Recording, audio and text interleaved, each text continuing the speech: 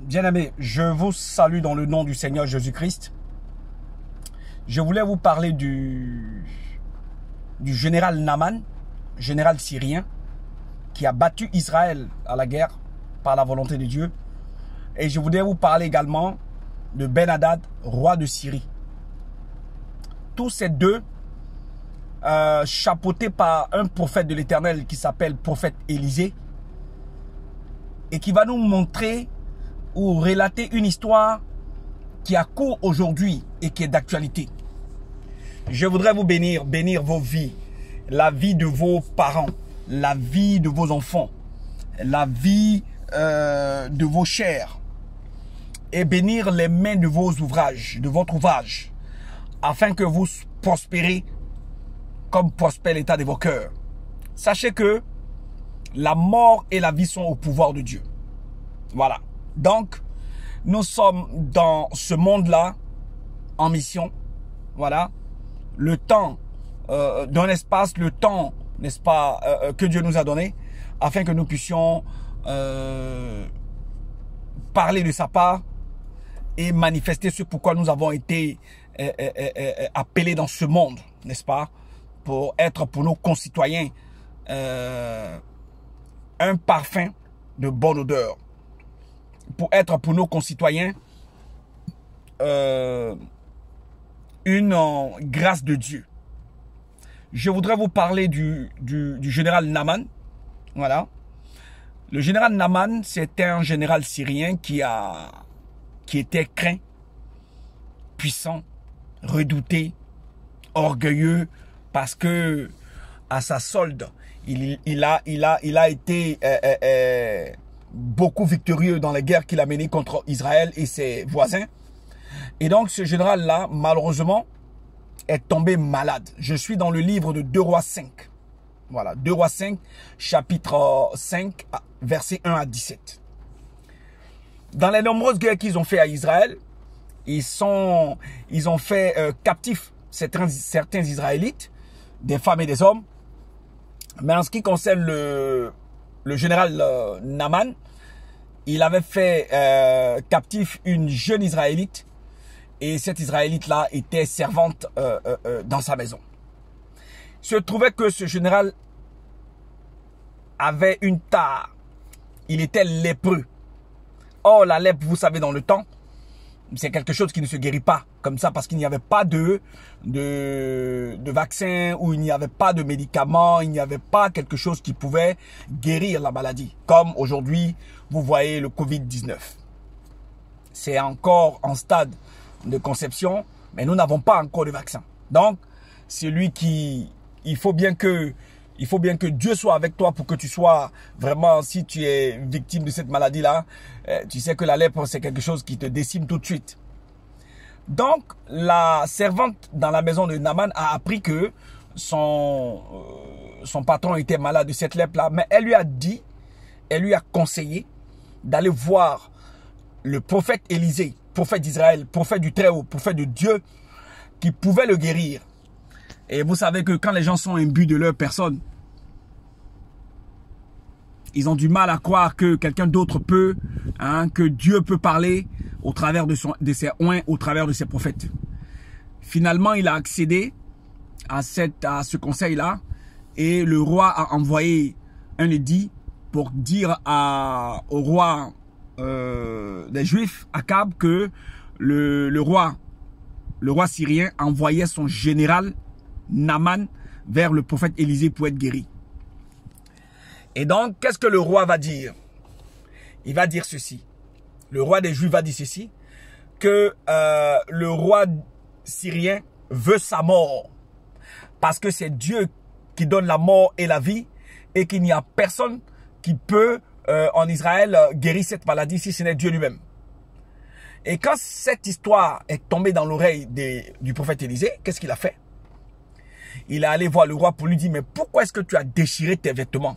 Dis simplement au roi des Syriens, donc à Ben-Hadad, dis à son général Naaman de venir vers moi. Regardez un peu l'orgueil et l'histoire des hommes. C'est un perpétuel recommencement. Il n'y a rien de nouveau sur la terre. Je vous conjure, bien-aimés. Le général syrien vient en Israël avec beaucoup de présents et une cohorte de soldats qui l'accompagnent dans cette mission-là. Dans son esprit, dans sa tête, lui, le général syrien, puissant de chez puissant, qui a battu même l'armée israélienne. Vous comprenez? Mais il ne savait pas que c'est parce que Dieu voulait qu'il soumette Israël qu'il a battu Israël. Mais lui, dans sa tête, c'est une gloire qui lui est collée, qui lui est attachée.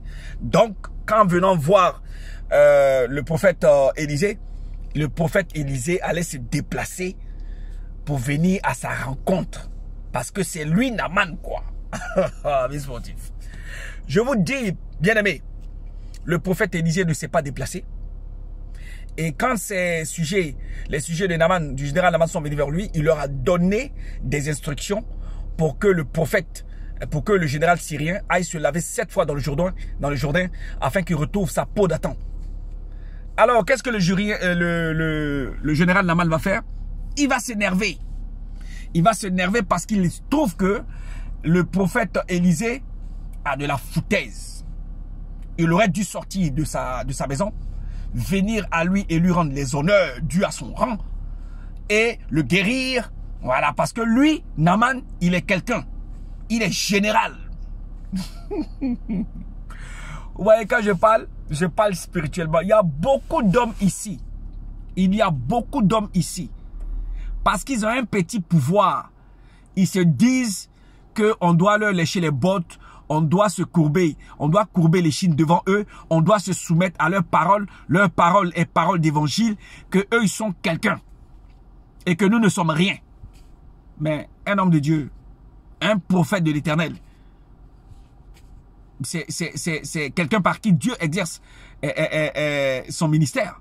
C'est quelqu'un par qui Dieu exerce ses jugements. Donc, c'est pas l'argent qui compte devant ces gens-là, ni la gloire des hommes.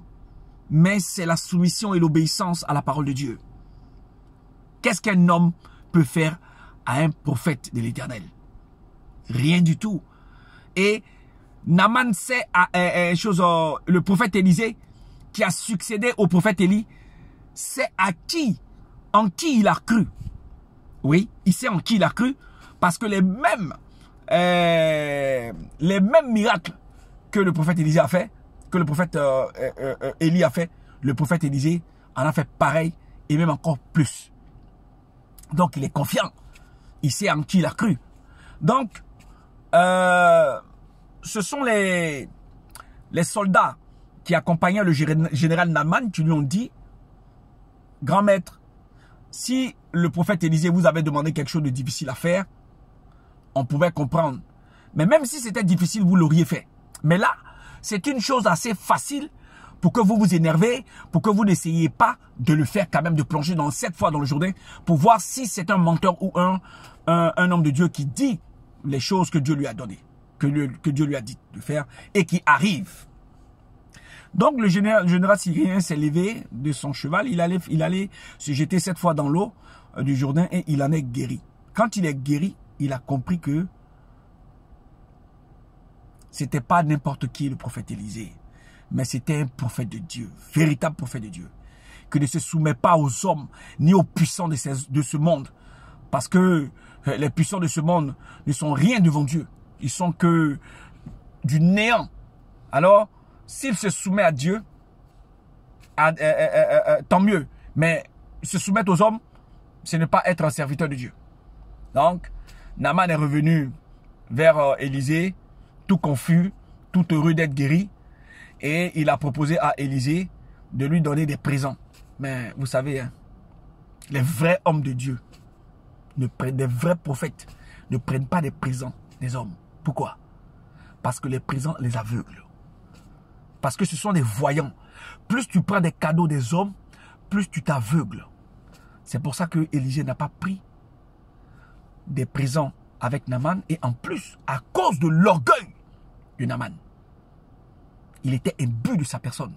Il se croyait être quelqu'un en Syrie et en Israël. Parce qu'il a eu quelques victoires. Il a eu quelques victoires sur l'armée israélienne. Donc, des Israélites. Donc, il pensait que tout le monde devait se coucher à ses pieds, devait être à ses soins. Mais la maladie, qui donne la maladie? Dieu dit c'est moi qui blesse dans le livre de Lamentation. Dieu dit c'est moi qui blesse et c'est moi qui guéris. Donc c'est Dieu qui donne la maladie et c'est Dieu encore qui guérit. Dieu dit c'est lui qui frappe. La mort et la vie sont au pouvoir de Dieu. C'est pour ça que le roi d'Israël disait qu'il a déchiré ses vêtements parce qu'il s'est dit qu'il n'y a que Dieu seul qui donne la mort, il n'y a que Dieu seul qui donne la vie. Pourquoi le roi des Syriens dit qu'il envoie le général Naaman vers lui pour qu'il le soigne, pour qu'il le guérisse? Que lui n'a pas ce pouvoir-là. C'est comme ça que le prophète Élisée va le rassurer et lui demander de faire venir le général pour qu'il reçoive sa guérison. Je vous passe les détails. Je ne vais pas continuer l'histoire parce que derrière l'histoire, le serviteur de Naaman, le serviteur, pardon, d'Élisée, bien que le prophète Élisée ait refusé les présents du général Naaman, il s'est caché pour aller prendre ces présents-là. Il s'est caché pour aller prendre. Il y a beaucoup de personnes dans la vie, dans votre vie, qui acceptent de l'argent pour vous trahir, qui acceptent de l'argent pour vendre leur pays, qui acceptent de l'argent pour vendre la cause d'un pays. Ils acceptent de l'argent pour se coucher. Voilà. Pour se soumettre. Ils acceptent de l'argent. Leur dignité ne compte pas. Mais quand tu as la dignité de Dieu, parce que tu portes les appareils de Dieu en tant que son serviteur, comme étant une flamme de feu, tu ne dois pas courir, tu ne dois pas te courber devant les hommes. Fussent-ils des milliardaires, des gens qui sont des rois de ce monde, des puissants de ce monde. Parce que la mort est un gain. Tu dois obéir à la parole de Dieu et rien d'autre. L'argent que tu vas avoir là, tu ne l'emporteras pas avec toi.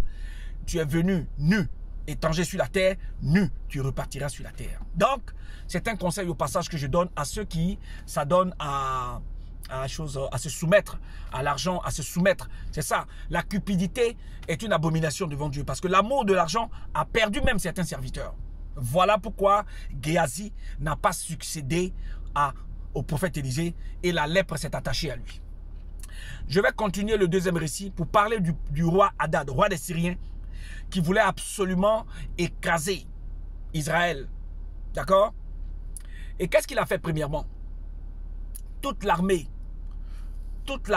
de la Syrie a encerclé la Samarie, a fait le siège de la Samarie. Pourquoi? Je vous explique. Il se trouve que ce monsieur, ce roi-là, voulait attaquer Israël. Et chaque fois qu'il projetait d'attaquer Israël dans le secret de sa chambre là-bas, l'affaire était publiée en Israël et connue de tous. Donc il se demandait, mais attends, quelque chose que j'ai dit dans ma chambre ici, moi le roi de la Syrie, comment se fait-il que les gens en Israël là-bas, ils savent ça? Et il y a un de ses serviteurs qui lui a dit, ah, roi, il y a un prophète du nom d'Élisée. Tout ce que tu dis dans ta chambre, il le publie à tous les sages d'Israël. Ça se trouve dans le livre de 2 Rois 6 à partir du verset 12. Donc ça l'a énervé et il est venu assiéger la Samarie, il est venu assiéger Israël. Et pendant qu'il était en train d'assiéger Israël, de bon matin, le serviteur de Élisée est sorti et a vu les soldats syriens qui ont encerclé la Samarie, qui ont encerclé Israël. Mais il revient vers son maître, Élisée, pour dire, mais maître, il se trouve que il y a les soldats syriens qui nous ont encerclés et puis toi tu respires la tranquillité, tu respires la confiance. Ne vois-tu pas ces soldats qui nous assaillent, qui nous encerclent, qui nous siègent, qui nous assiègent? Donc, Élisée va dire non, mais c'est parce que tu ne sais pas. Tu ne sais pas.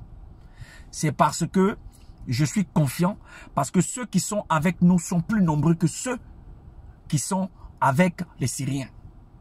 D'accord? Ils sont plus nombreux. Donc, cette histoire-là, comment elle va se finir?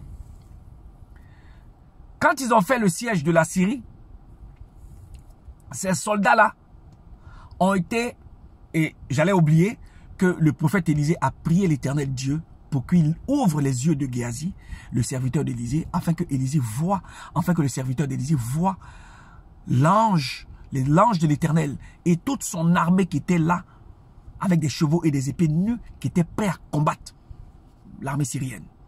quand il a vu ça, je suis dans le livre de 2 Rois 6, versets 16 à 17. Donc, je ne parle pas de mon propre fond ni avec ma tête. Je vous relate des faits qui sont réels, qui sont passés.